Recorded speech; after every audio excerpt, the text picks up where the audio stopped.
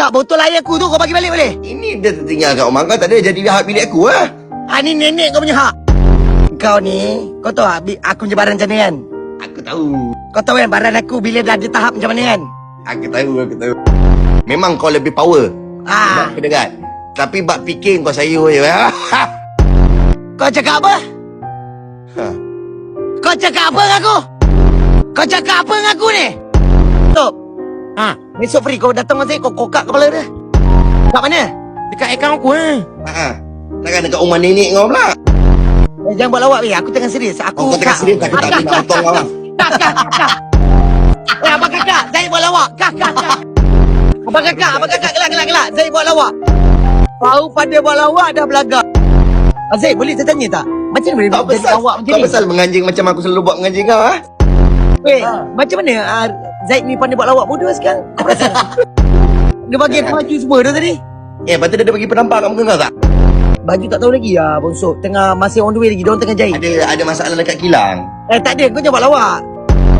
Tak ada Bukan diam, masalah, dia masalah aku dengan kau. Biar aku tampar muka kau. Kau fikirlah, Am nak kena jaga 4-5. Mana? Apa tu kau jangan sebut. apa Lompat katak. Berapa? 25. Lompat apa? Lompat katak lah pekak. Juling. Juling jangan sebut. Hitam. Itu pun tak boleh sebut. Dah berapa? Aku 25. Kau buat 25 Aku 25. Banyak ni, aku suruh buat 400. Wan, pergi tepi pokok tu, kau lompat bintang 10 je. Ni kau panggil nenek kau sekali. Oh, anjing aku. Oh, anjing. Tahu tak apa? Kita seorang satu lah. Satu. Ni kepala nenek kau. Cuba tengok muka kau sikit.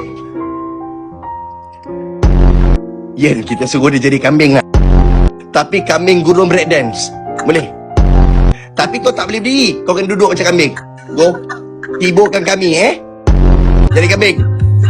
Belakang. Tak nampak. Tak nampak tangan. Kan jadi kambing, Wan. Belakang sikit boleh?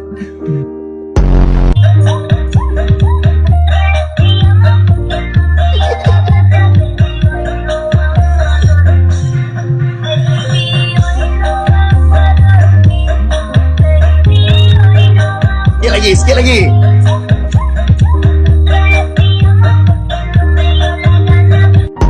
Kau tak tahu Wan, kau tak tahu macam tu boleh kena bi. Aku ni bukan kena pergi, aku nak bawa penampang kau ni, kau tahu.